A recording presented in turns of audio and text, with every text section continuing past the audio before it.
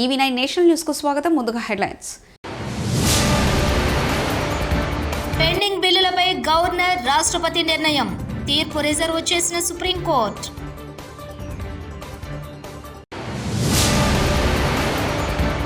ఉప్పాడ తీరంలో అలల ఉధృతి, ధ్వంసమైన బీచ్ రోడ్.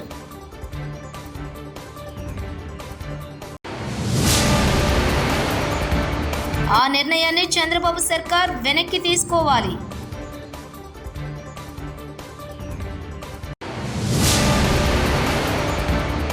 జెడ్పీటీసీ ఎన్నికల్లోనే దిక్కులేదు. 2029 గురించి కలలెందుకు? ఎంపీ కలశెట్టి అప్పలనాయుడు.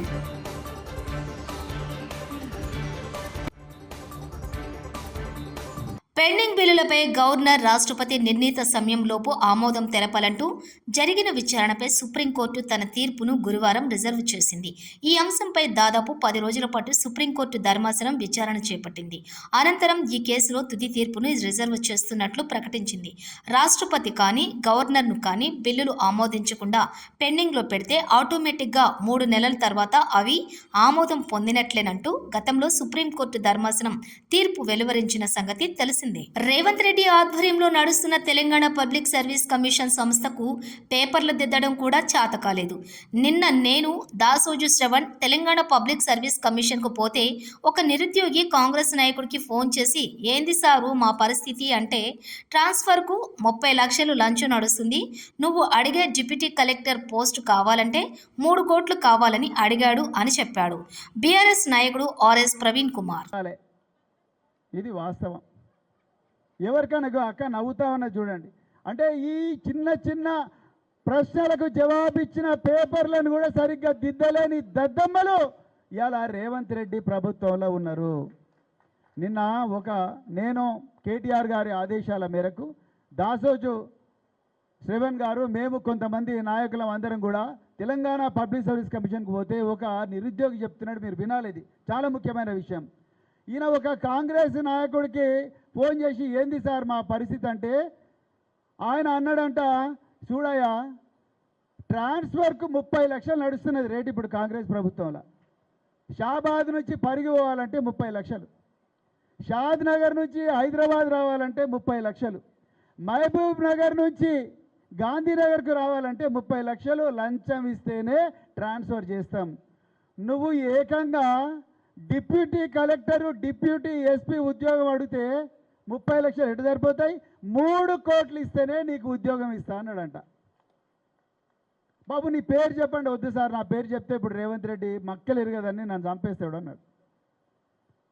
563 పోస్టులు మీరు లెక్క పెట్టిన 3 కోట్లతోనంటే 1700 కోట్ల రూపాయల కుంభకోణం మిత్రులారా. ఇది అమ్మల పుస్తెలు తాకట్టు పెట్టి, ఇల్లును గిరివి పెట్టి, ఊర్లల్లో బస్తా బియ్యాన్ని భుజానేసుకొని బస్సులో వేసుకొని అగ్గి పెట్టే లాంటి ఇళ్లల్లో మన బిడ్డలు, మా అవ్వ కూలి కష్టం చేసింది, మా తాత అదే కాయ కష్టం చేసిండు, మా ఇల్లు గూనె పెంకుటిల్లు, ఇదే షాబాదు బండలు వేసుకొని కురుస్తున్న ఇళ్ళలో బతుకుతున్నాం. నేనన్నా చిన్న కానిస్టేబుల్ అవుతా, ఒక ఆఫీసర్ అవుతా, నా వల్ల మా కుటుంబానికి గౌరవం వస్తుంది, కొంచెం ఆమ్దాని వస్తుంది, జీతం వస్తుంది అని చెప్పి ఎంతోమంది లక్షలాది మంది బిడ్డలు ఇలా హైదరాబాద్ నగరంలో చదువుకుంటుంటే వాళ్ళు రాసిన పరీక్షల పేపర్లు కూడా దిద్దలేని దద్దమ్మల ప్రభుత్వం రేవంత్ రెడ్డి ప్రభుత్వం మిత్రులారా.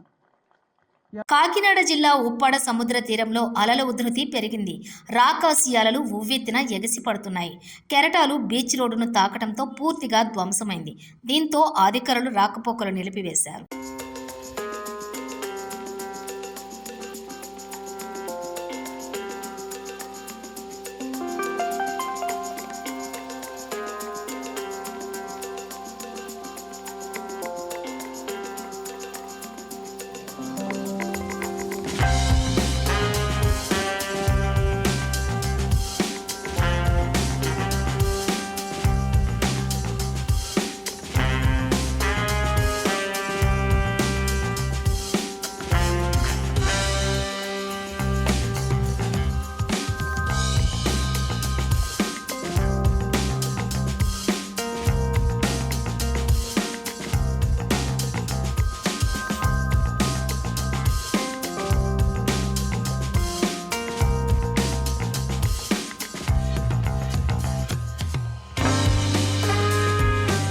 మెడికల్ కాలేజీలను ప్రైవేటీకరణ చేయాలని ప్రభుత్వ నిర్ణయాన్ని తీవ్రంగా ఖండిస్తున్నామని వైఎస్ఆర్సీపీ నేత మాజీ మంత్రి గుడివాడ అమర్నాథ్ అన్నారు.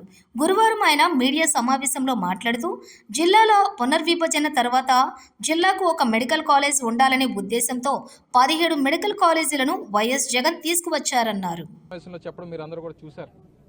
అయితే ఈరోజు స్థానికంగా అనకాపల్లి జిల్లాకి ఎందుకంటే ఇదివరకు ఉమ్మడి జిల్లాలు ఉన్నప్పుడు విశాఖపట్నానికి ఆంధ్ర మెడికల్ కాలేజ్ ఉండేది.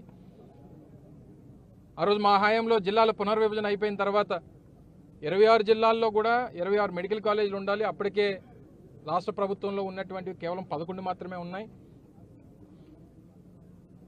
మరికొన్ని పెద్ద జిల్లాలకి ఒక దగ్గర అవసరమైన దగ్గర 2 లేదా మిగిలినటువంటి ప్రతి ప్రాంతంలో కూడా ఉండాలన్నటువంటి ఉద్దేశంతో 17 మెడికల్ కాలేజీని 8,500 కోట్ల రూపాయలు పెట్టి ప్రతి ఒక్క మెడికల్ కాలేజీకి ఒక సూపర్ స్పెషాలిటీ హాస్పిటల్ని జతపరిచి 500 కోట్ల రూపాయలు వెచ్చించి ప్రతి మెడికల్ కాలేజీకి కూడా 500 కోట్ల రూపాయలు కేటాయించి 8,500 కోట్ల రూపాయలు ఖర్చు చేసి ప్రజలకు అందుబాటులో తీసుకురావాలన్నటువంటిది ఆ రోజు జగన్మోహన్ రెడ్డి గారి తాలూకు ఉద్దేశం. గతంలో మీ అందరికీ తెలుసు, విజయనగరం కానీ లేదా మచిలీపట్నం కానీ ఇలా 5 కాలేజీలని మేము ప్రభుత్వంలో ఉండగా జగన్మోహన్ రెడ్డి గారు ముఖ్యమంత్రిగానే ప్రారంభించారు. క్లాసెస్ నడుస్తూ ఉన్నాయి. 5 మెడికల్ కాలేజీలకి 150 సీట్లు చెప్పిన అంటే 750 మెడికల్ సీట్స్ని ముఖ్యంగా పేదవాడికి అందుబాటులో తీసుకొచ్చేటువంటి కార్యక్రమం ఆ రోజు మా ప్రభుత్వం చేసింది. పేదవాడికి వైద్యం అందించాలన్నటువంటి ఉద్దేశంతో ఒక తాపత్రయం, పేదవాడి కుటుంబం నుంచి ఒక డాక్టర్ని చేయాలనేటువంటిది ఒక తాపత్రయం జగన్మోహన్ రెడ్డి గారు. పేదవాడికి ఉచిత వైద్యం, ఉచిత విద్య వారికి అందుబాటులో తీసుకొని వస్తే వారు రేపు భవిష్యత్తులో రాష్ట్రానికి, మన ప్రాంతానికి ఉపయోగపడతారు, వారి కుటుంబాలు పేరు నిలబెడతారు, వారు పుట్టినటువంటి ప్రాంతాన్ని పేరు నిలబెడతారు అనేటువంటి తాపత్రయంతో జగన్మోహన్ రెడ్డి గారు పనిచేశారు. గతంలో రాజశేఖర రెడ్డి గారు ఫీజు రీయింబర్స్మెంట్కి తీసుకొని వచ్చి ఈరోజు వేలాది మంది, లక్షలాది మంది ఇంజనీర్లు తయారు చేశారు. ఒక కూలి పని చేసుకునేటువంటి ఒక సోదరుడు వారి కుటుంబంలో మళ్ళీ తన బిడ్డ పుడితే ఆ బిడ్డ మళ్ళీ కూలి పనే చేసుకోవాలా అనేటువంటి బాధతో, దుఃఖంతో అనేక తరాలుగా మా కుటుంబం ఇలాగే చిదిగిపోయిందని చెప్పి బాధపడుతున్నటువంటి తరుణంలో ఒక పేదవాడి ఇంట్లో కూడా ఒక ఇంజనీర్ని తయారు చేయొచ్చు ప్రభుత్వం తలుచుకుంటే అనేటువంటి ఉద్దేశంతో ఫీజు రీయింబర్స్మెంట్ లాంటి గొప్ప పథకాన్ని తీసుకొచ్చినటువంటి గొప్ప నాయకుడు రాజశేఖర రెడ్డి గారు. ఫీజు రీయింబర్స్మెంట్ కానీ, లేదా పేదలకు ఉచిత కరెంటు కానీ, లేదా 104 కానీ, 108 కానీ, పేదవాడికి వైద్యం అందక అనేక ప్రాణాలు పోతూ ఉన్నాయి. ప్రాణం అంటే కేవలం ఉన్నవాడిదే కాదు, లేనివాడిది కూడా ప్రాణమే. వాడిని కూడా కాపాడాల్సినటువంటి బాధ్యత ప్రభుత్వంగా నా మీద ఉంది అని చెప్పి ఆ రోజు రాజశేఖర రెడ్డి గారు ఆలోచన చేసి ఆరోగ్యశ్రీ స్కీమ్ తీసుకొని వస్తే ఈరోజు దేశవ్యాప్తంగా అన్ని ప్రభుత్వాలు కూడా దాన్ని ఇంప్లిమెంట్ చేయాల్సినటువంటి పరిస్థితి వచ్చింది. అంత ఆదర్శంగా నిలబడ్డారు. దాన్ని కంటిన్యూ చేస్తూ వైసీపీ అధినేత జగన్ రెడ్డి ప్రెస్ మీట్లో చెప్పిన మాటలన్నీ అబద్ధాల మూటలని విజయనగరం ఎంపీ కలశెట్టి అప్పలనాయుడు అన్నారు. జగన్ అంటే అబద్ధాల పుట్ట, మోసాల దిట్ట, అవినీతిలో పరాకాష్ట అంటూ నిప్పులు చెరిగారు. జగన్ రెడ్డి కట్టిన మెడికల్ కాలేజీలను జనాలు చూసి ఆహా అనడం కాదు, మా కర్మరా బాబు అంటున్నారని వ్యంగ్యంగా విమర్శించారు. జగన్ రెడ్డిలా అబద్ధాలు చెప్పేవాడు ప్రపంచంలోనే ఉండడని ఎంపీ వ్యాఖ్యానించారు. జగన్ హయాంలో కోవిడ్ వస్తే రాష్ట్రంలో వైద్య సేవలు సరిగా లేవని వైసీపీ మంత్రులు పక్క రాష్ట్రాలకు పరుగులు తీశారని ఎద్దేవా చేశారు. జగన్మోహన్ రెడ్డి ఈరోజు చంద్రబాబు నాయుడు గారు నాయకత్వంలో ఎన్డీఏ కూటమిలో బ్రహ్మాండంగా భారతదేశంలో అద్భుతమైన పథకాలు, అభివృద్ధి సంక్షేమ పథకాలు ఈరోజు ఇస్తుంటే, అభివృద్ధి చేస్తుంటే ఈరోజు 15 నెలల్లోనే ఎక్కడ ఏ ప్రభుత్వం చేయని విధంగా ఈరోజు అద్భుతంగా చేస్తుంటే, ఆంధ్రప్రదేశ్ చరిత్రలోనే ఈరోజు బ్రహ్మాండ పరిపాలన జరుగుతుంటే ప్రజలందరూ కూడా హర్షిస్తుంటే అది చూసి ఓరవలేక, అది భవిష్యత్తులో కనీసం ఇప్పుడు వచ్చిన మనకు ఏవైతే మన పులివెందుల్లో మన ఎమ్మెల్యే గెలిచాం, భవిష్యత్తులోగా గెలలేమనే బాధతో, ఆవేదనతో ఈయన మాట్లాడుతున్న తీరు మనం అర్థం పడుతుంది. అందుకే ఈరోజు ఎన్ని పథకాలు ఎన్ని చేస్తామో ప్రజలు చూస్తున్నారు. ఉచిత బస్సు కోసం నువ్వు మాట్లాడుతున్నావు, కనీసం ఉచిత బస్సు మీద అవగాహన లేకుండా ఈరోజు కొన్ని కోట్ల రూపాయలు ఆదాయం అయింది మహిళలకి. ఈరోజు చాలామంది వచ్చారు, గతంలో కనీసం ప్రస్థానం కూడా నువ్వు చేయలే, ఇది బ్రహ్మాండంగా అయింది. అది అన్ని విషయాలు కూడా మాట్లాడుకోవాల్సిన అవసరం ఉంది.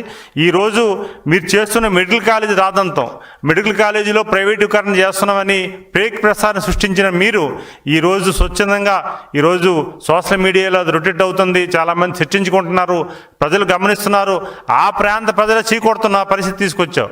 అందుకే మీకు కావాల్సింది రాజకీయం, మీరు కావాల్సింది ఎప్పుడు కూడా శవ రాజకీయాలు చేయాలి.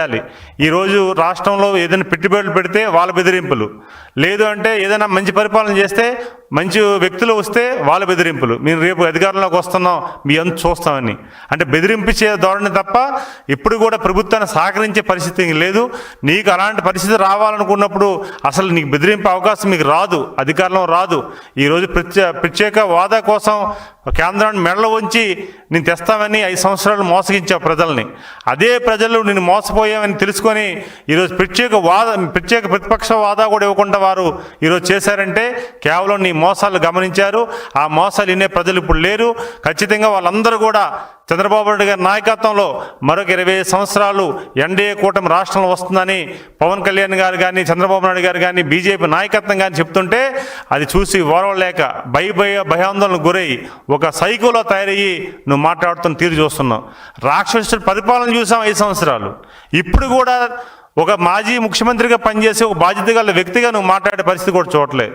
అందుకే ఈరోజు నారా లోకేష్ గారిని ఒకసారి చూడు, చంద్రబాబు నాయుడు గారిని చూడు, ఒక పవన్ కళ్యాణ్ చూడు, ఒక బీజేపీ నాయకత్వాన్ని చూడు, ఎంత బాధ్యతతో ఉన్నారు.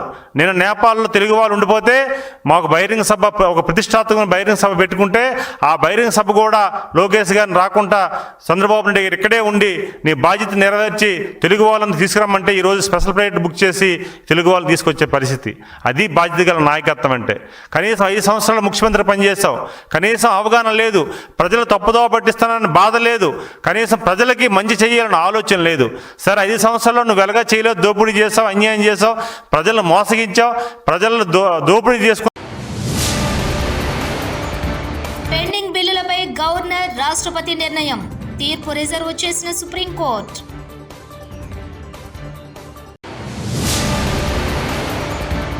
ఉప్పాడ తీరంలో అలల ఉధృతి, ధ్వంసమైన బీచ్ రోడ్.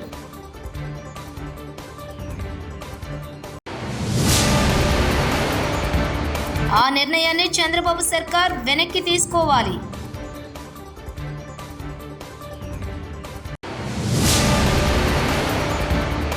జెడ్పీటీసీ ఎన్నికల్లోనే దిక్కులేదు, 2029 గురించి కలలెందుకు? ఎంపీ కలశెట్టి అప్పలనాయుడు.